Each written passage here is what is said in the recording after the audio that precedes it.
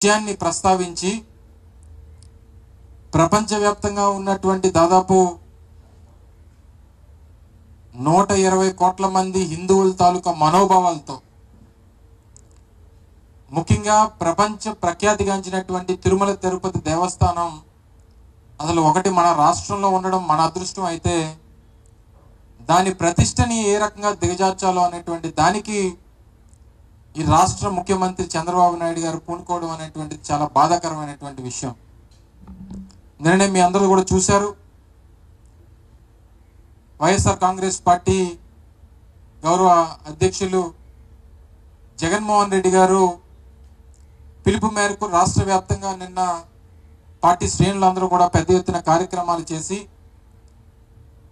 రాష్ట్ర వ్యాప్తంగా ఉన్నటువంటి అన్ని నియోజకవర్గ కేంద్రాల్లో కూడా వెంకటేశ్వర స్వామి దేవాలయాలకు వెళ్ళి పూజలు నిర్వహించి ఈ రాష్ట్ర ముఖ్యమంత్రి చేసినటువంటి తప్పుని, ముఖ్యంగా ఆయన్ని ఏ రకంగా వెంకటేశ్వర స్వామిని రాజకీయాల కోసం వాడుకున్నాడో మళ్ళీ అటువంటి తప్పు జరగకుండా ఆయనకు బుద్ధిని ప్రసాదించమని చెప్పి కోరినటువంటి సందర్భాలు కూడా మీ అందరూ కూడా నిన్న చూశారు. అయితే దీని మీద చాలా మందికి ఏదో ఈ రాష్ట్రంలోనో ఈ రాష్ట్ర ప్రజలకు సంబంధించినటువంటి వ్యవహారం కాదు, దేశవ్యాప్తంగా ఉన్నటువంటి ప్రజలు, ప్రపంచవ్యాప్తంగా ఉన్నటువంటి భక్తులు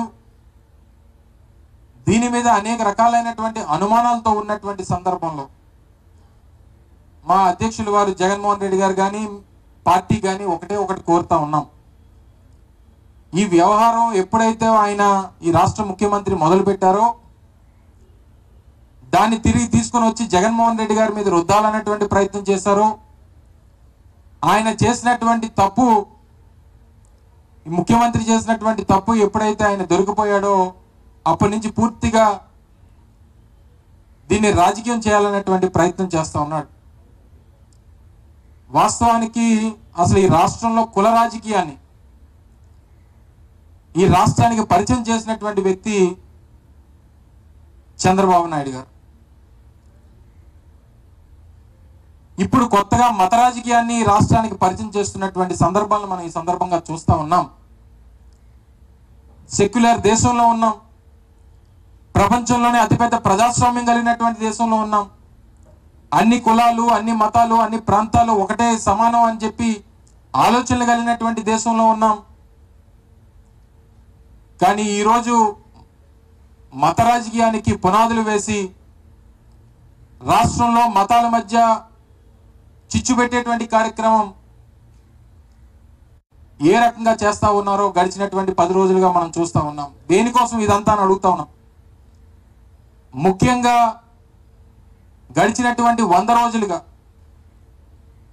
వారి తాలూకా ఫెయిల్యూర్స్ని కప్పిపుచ్చుకోవడానికి, ఎన్నికల ముందు ఇచ్చినటువంటి ఏ ఒక్క హామీని నిలబెట్టుకోకపోగా, చెప్పినటువంటి కార్యక్రమాలు ఏమి చేయకపోగా, నిస్సహాయ స్థితిలో ఏమి చేయాలో తోచనటువంటి పరిస్థితిలో చివరికి దేవుని కూడా రాజకీయాల్లోకి తీసుకొచ్చినటువంటి వ్యక్తి చంద్రబాబు నాయుడు గారు అని చెప్పి సందర్భంగా చెప్పక తప్పదు.